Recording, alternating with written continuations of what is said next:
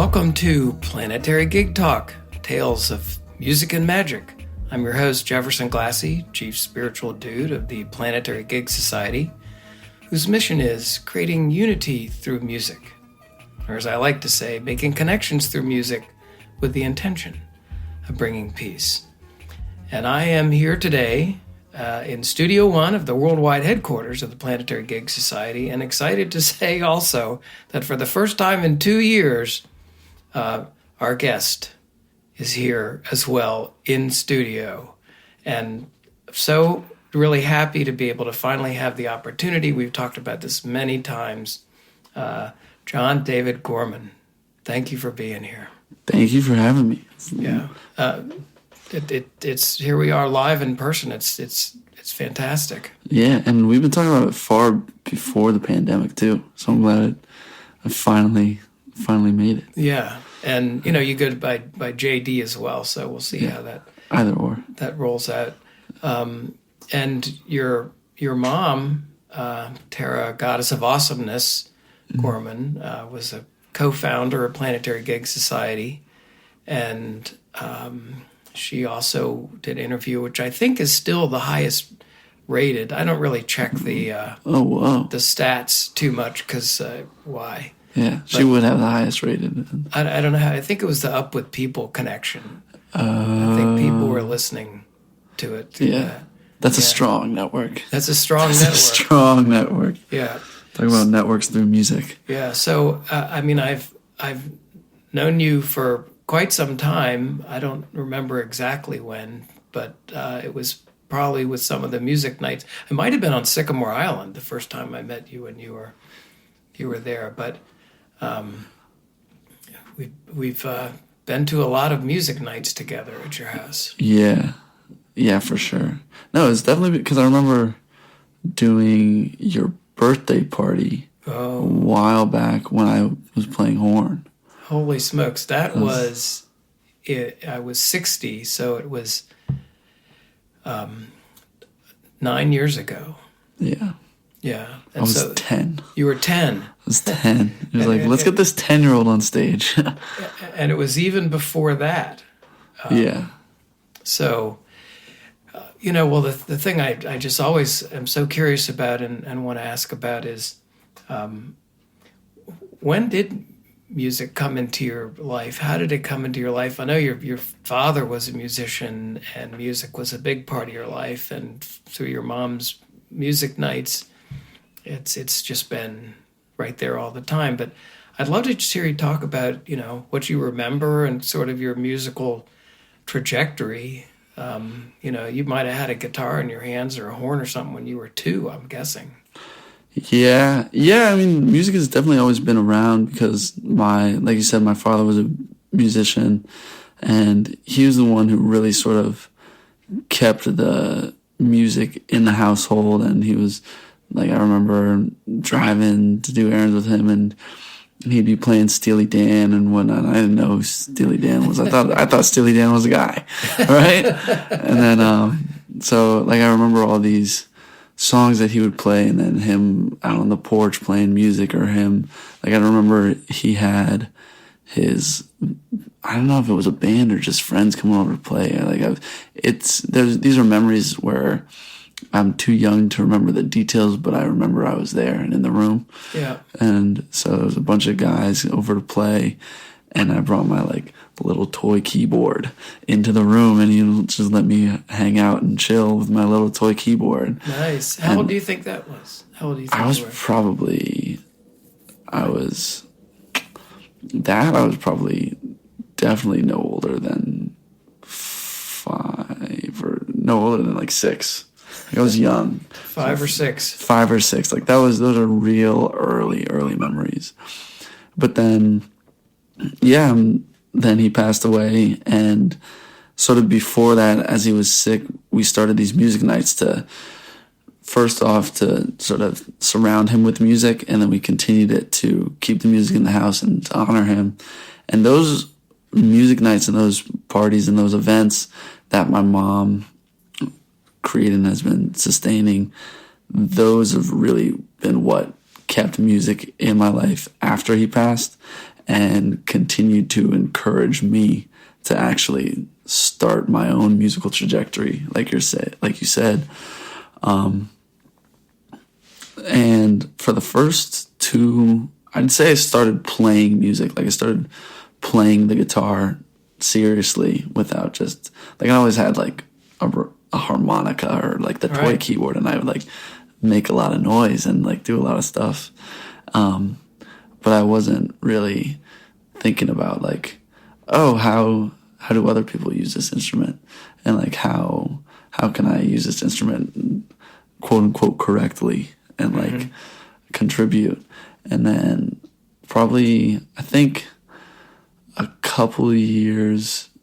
year or two after he passed is when I actually like started playing the guitar and was like, did lessons. You took lessons? I took lessons at first with Jamie. With Jamie, yeah. With Jamie. So Jamie Logie. Yeah. So I took lessons with Jamie Logie at first. It was me and two friends who I played baseball with. And I took lessons with them. And throughout this whole time, music nights were still going on about monthly. And that I guess we should clarify. Music night, your mom would basically send out an email, invite anyone in the world, practically, to come over to the house, and people would be playing in the living room and on the porch and in the dining room and in the outside in a couple places around the fire or whatever. I mean, it was, and it sometimes, I mean, we were known to have come home like 5 a.m. Yeah. from those. Yeah. No, and they're still known to go until pretty late. But yeah, like you said, there are these crazy, not crazy, but like there are events that as a young musician, most young musicians do not get to grow up with that, having those monthly events in their house.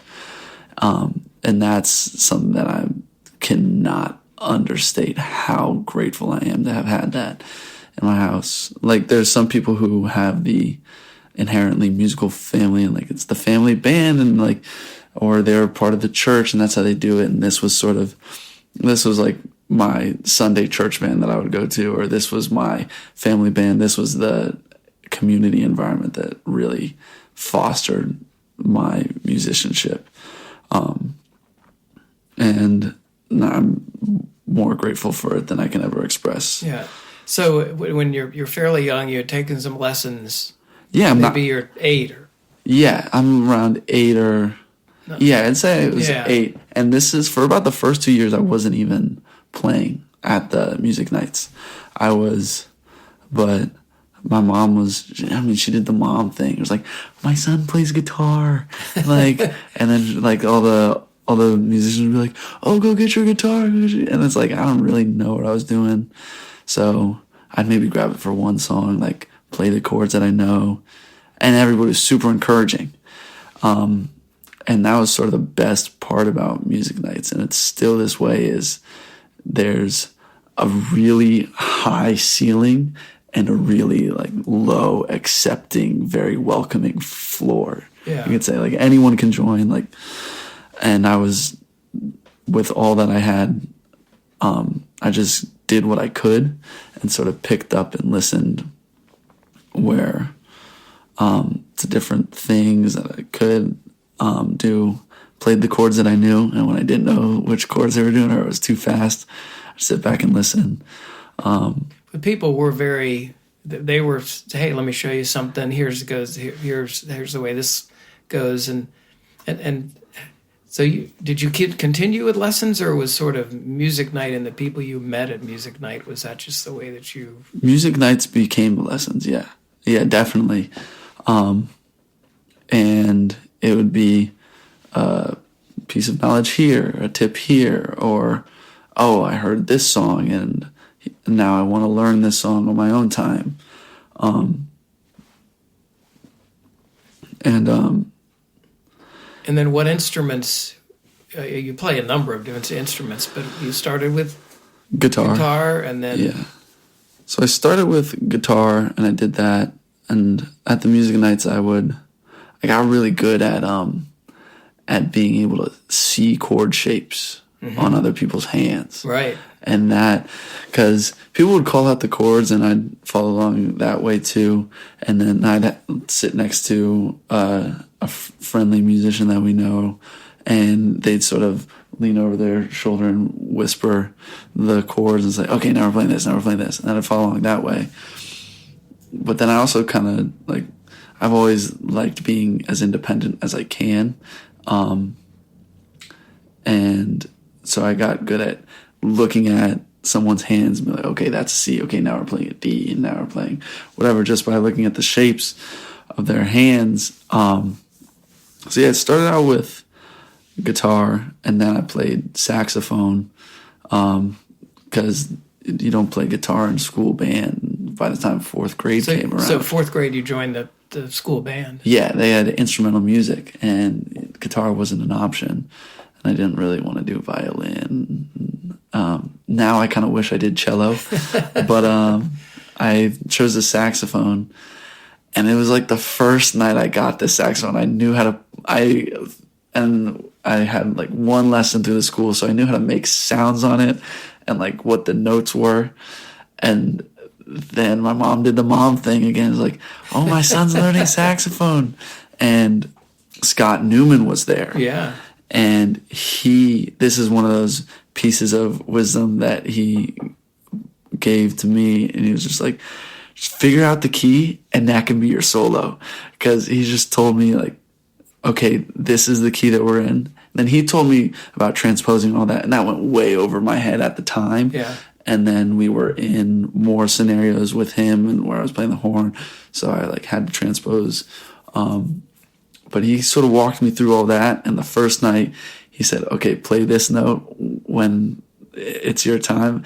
And then it was like everyone's doing their solo and they threw it to me. And have you heard like one note samba? It was like that. It was like a one note solo. And I knew how to tongue.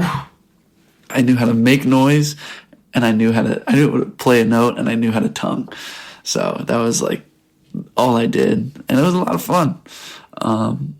But yeah, after that, I'm trying to think, because now I consider myself just a bassist, right? Yeah. I'm a bassist. You picked up bass after sax? Yeah, I picked up bass. I figure the way that a lot of bassists pick up bass is because somebody needs a bass player. Yeah. Yeah. And they needed a bass player. Where did they need a bass player? In my middle school jazz band or something. And I was like, I'll do it. So I tried it out, and I'd played it here and there before, but never really seriously. So then I started playing it at music nights more. And I just really, really liked the bass. I don't know. I like the bass because there was a lot of, in the jam sessions and the jam situations that the music nights are really built upon, it's just so much fun to play the bass because you can do sort of your thing within the jam. Like you don't need, I found with some jams, it was just like, okay, I'm playing these chords, and I don't want to say I got bored of the chords, but it was like, okay, I want to figure out what more I can do. And with the bass, it was immediately, okay, here's this whole new thing. And you're sort of like rhythmic, but you're also tonal, and it's this whole holding down the groove. And it's a whole different responsibility. Yeah. And it was, I can't really remember what my thought process behind it was, but I don't know, I enjoyed playing the bass. And then I started walking away from concerts and listening to music and shows or jams or whatnot. And instead of thinking about the melody, I was thinking about the bass lines that they were playing. So now you're primarily bass, but you could play other instruments. And I mean, I've seen you play at music nights recently, outdoors during the pandemic. When that was going on, and you can pretty much just roll with most tunes that you hear. seems like. You've learned really how to hear what's going on and then just jumping in. Yeah, I think there's the bird clock. The bird clock. Okay, it's 5 o'clock here, people, everybody. Yeah. Yeah, that's the biggest benefit from learning in these music nights is that it really is a jump in and roll with it. So which as a bass player, one of the pieces of advice that I've gotten, I got this from, I was at some random career day fair, and there was a professional bassist who taught at Berkeley or something. Wow. They had all these like lawyers and doctors and paralegal and lobbyists and whatnot. And Sounds then like Victor Wooten. Yeah, and then they had this bassist who taught at Berkeley, right, which was awesome. And I asked him, so what's your biggest piece of advice for a bassist? And he said, be versatile. And that's really what these music nights have taught me, is how to be versatile, because you'll have every kind of person call every kind of song. Like, you'll come and play and call these folk songs, and then Zach will come and play and call these great reggae tunes. Right. And then Bo will call these gypsy jazz tunes. I was like, right. Okay, you just called that. I got to really hunker down. So there's a whole range. And it just makes it more fun to be sort of versatile and roll with different things. So what is it that,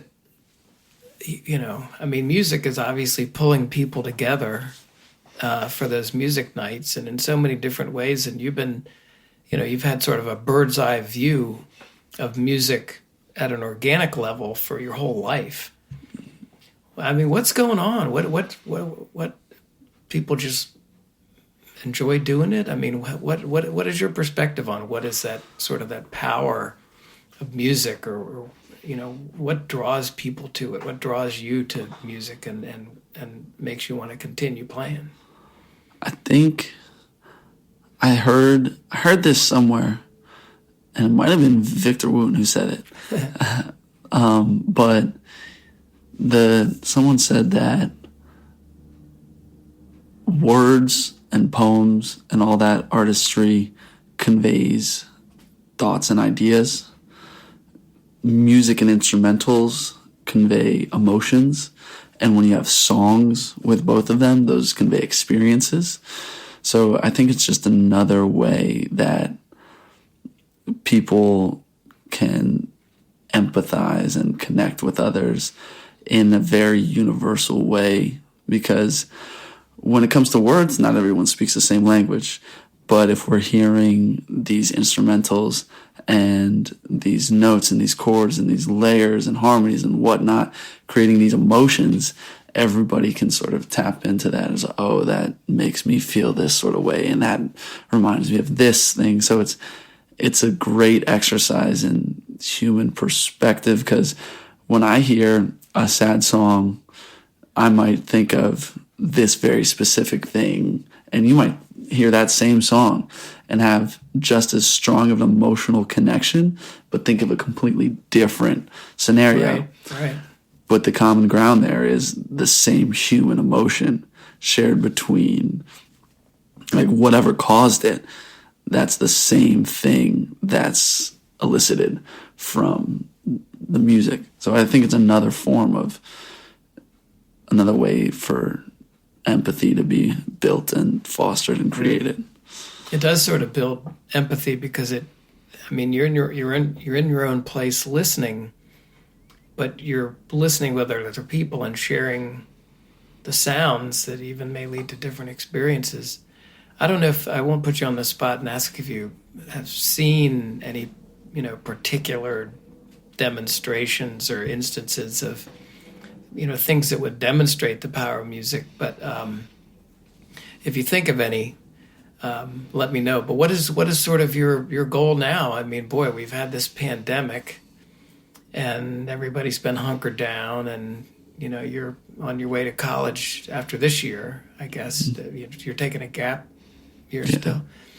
And what's your plan? Is music part of that plan? A big part, a little part, or, put it to the side, or you just... Definitely not put it to the side. I actually do have an instance of the power of music. Okay. Yeah. So I was at this comedy show in DC, and I don't know how hip to go-go music the audience is, but it's basically a genre of music that is really hyper local to DC. Does not really. Chuck Brown. Yeah, exactly. And unless you spent time in the district or know someone who's told you about it, you don't really hear go-go. It's not a big thing outside of the district whatsoever. But the DJ was just playing songs and whatnot. And this one song comes on. It's UCB's Sexy Lady. Mm-hmm. And when this song comes on, everyone starts singing because everyone knows the chorus. So it's like, it starts and then everyone's screaming, "Sexy lady." And it's like the whole crowd, and this is at the Warner Theater. Wow. So it's a whole crowd. And then the same thing happens again. It's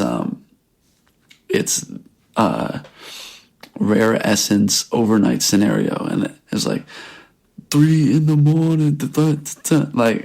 a.m, like everybody knows the words, like everybody just goes on, like, and it's one of these things where that's a hyper local connection, and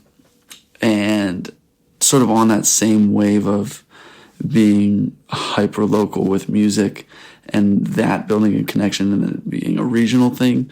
When I was in New Orleans, and I was just hanging out, like talking to random people in the French Quarter. And they said, "Oh, you're from DC. Do you know about go-go?" I was like, "Of course I know about go-go." And then he started singing the Sexy Lady chorus. Oh, my God. And it's this dude, I think he was from Boston, but he had a cousin who lived in DC and he was in New Orleans. So these random things just sort of coming all together and pairing up. So that's one of the weird instances that music is the connector. Wow, totally. And not everybody probably at the comedy club knew all about it. They got carried away with it, and then you meet some guy in another town, and it's wild. Exactly. Yeah, and then people who didn't know, like when I was at the comedy club, I knew Sexy Lady, but I didn't know Overnight Scenario, and I was like, "Oh my gosh, everyone around me, this is the whole community thing. Like, what is this? I gotta know it." Like, you just want to be in and a part of it.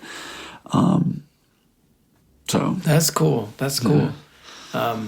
And I just, from the music nights, your mom used to say, "Well, the music always gets best at the end." Of course, the end could be 3:30 or 4 in the morning. Yeah. But it's pretty amazing and powerful. That's what kind of keeps you there. Yeah. And wanting to go and be with friends and hanging out or shaking a shaker, doing whatever to kind of be part of that vibrational thing. Yeah, totally. So that's a cool story. And you do have you're gotta go to college, I guess. You're going to college. Yeah. Yeah, so I'm on a gap year right now, and like you said, it's where's music fit in the plan. I'm definitely not pushing music to the side. I don't know if I'm going to try to be financially dependent upon music. Right. But I'm definitely not going to let go of music. One of the things, especially like with my gap year, I've been traveling a lot and constantly moving, and which is a lot of fun and I really enjoy it. But there isn't this real like constant and consistent community that I have, aside from my family and those who I call. But when I was in Dublin and in Europe and whatnot, they're an ocean away. So it's not the same. So right. I'm really excited for when I get to college and I'm sort of in one place for a long time, using music to create community again and meet musicians and have house shows or whatever. So what you just said, that's really powerful, I think, using music to create community. wherever you go, you can pick up a bass and find some people and, get some people together. Yeah, and then hopefully there's people who play music and people who like to listen to music. And that's always a good combo. So that's a good combo. And, if so you got your, whole life ahead of you, do you have some thoughts, desires, ideas about maybe what the world could do or more people could do or musicians could do that would kind of help or, give agency or allow people to maybe be a little freer, maybe do things a little better for all of us? I mean, do you have thoughts about that in the future? Any intentions or plans in that way? Yeah, for sure. I mean, one of the best sound bites that I heard from my recent travels is I was in Dublin and I stumbled upon this Irish traditional music jam. And I was talking to all these musicians, and one of the guys said, one of the best things you can do as a traveler is learn a song about something that matters and sing it. And I was like, that's a good point. And I think that's a sort of a piece of music that too often doesn't get taken into account, is really how, everyone's like, oh yeah, you can create change through music, but you really can. And there's stories and tales upon tales of people being silenced for the messages that they've had in their music. Mm-hmm. And you don't have to look hard to, or you don't have to think hard to understand that those messages are really powerful for someone to work that hard to shut them up. Yeah. Oh yeah. That's for sure. I think your point about what you heard from that musician in Ireland is really good too. It does seem really good if you can play some songs where people will get something out of it other than just, some random song that some band sang, something that's really from your heart that, has meaning, and that has meaning to other people. That's a good idea. It's a great soundbite. Yeah, he said, learn a song about shit that matters and sing it. And then it was in his Irish accent, so it made it 10 times better. Yeah. Yeah. So, I'm very envious in a good way of what you're doing. The opportunities that you've had through all these music nights.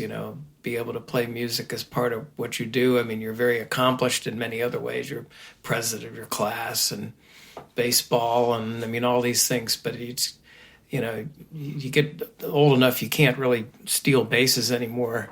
Yeah. but you could play the bass and other instruments for a long time, and you have all this ahead of you. With sort of the power of your mother and your sister and your family behind you, and being able to travel around this year. Hopefully the Omicron doesn't pin us down too much. I know you're planning to head off to South Africa soon for a wedding, and that would be awesome. Yeah. If it works out. It'll be cool, regardless of what happens. Yeah. So any other, just thoughts, ideas, things you want to throw out there for folks about music, power of music, your intentions, ideas? There's so many real characters who've been involved in music nights. Bruce Blaylock and Jamie and Bo and Zach. You've named Raz, and a lot of people who are really good players, and you've done a great job learning from so many of them. Yeah. I think on sort of that topic is one of the best parts about the music nights. Like I said, it's very high ceiling, very welcoming, low floor, and that's sadly incredibly rare. In music. There's not whole lot of spaces where you can play with these guys who are busting out the chops that, you know, Jamie, Raz, Bo, Zach, Mina, like anyone, right. like who's Bruce, like when he comes and plays. Yeah, he's an elusive guy. But there's very few places where you have people playing with chops like that, and then also a kid who has been playing guitar for a year and can just play A minor, G, and C. Yeah. Right? And that kid being welcomed too, and mentored and taught and helped along. And with that, there's sort of a gatekeepiness that can come with music that is really not only counterproductive to music in general, but it's counterproductive to just continuing and supporting and propagating this thing that we all love or say we love as musicians, right? You don't want to say, like, you don't want to discourage every painter, and then you'll have no painters left. Or if, yeah, I could go with those examples, but yeah, that's a good point. And since you've had this experience, you know, as you go along, you can, you know, help that people have that kind of attitude. You know, Victor talks about, well, you know, when people are learning English, we don't put them out of the different room and say, well, you go talk with the people who can't speak English very yet because you're only 3. No, yeah. They come in, they jam with the pros right away, you know, and that's important for learning a language, but music is a language. It's certainly very elusive. I mean, I've been working on guitar now for a while and trying to learn the neck and all these things, but it's worth it. I think it's worth it. No, it is. Like you said, it's another language. And it's just as worth it to become fluent in music as it is to become fluent in another language that people speak. Yeah, I think so. Well, maybe what we'll do is try to get together again in like 5 or 10 years and see where you've been. Yeah, see what's happened. See what this music thing did. See what the music thing did, and hopefully, you know, it's a crazy world out there, but maybe music can help make it a little better. And I know that the world is better off for you, JD, and what you have to offer. So I'm thankful for you taking the time to come and talk about this and share, you know, some of your experiences and what you've learned. And I think there's a lot more, so we'll have to make a plan to do it again. Yeah, this was a lot of fun. I enjoyed it. Yeah. All right, everybody. So JD Gorman, and we'll see you all soon. Thanks very much. You've been listening to Planetary Gig Talk, Tales of Music and Magic. I'm your host, Jefferson Glassy, Chief Spiritual Dude of the Planetary Gigs Society. We talk with musicians and others about the power of music and how we can use music to help create a better world.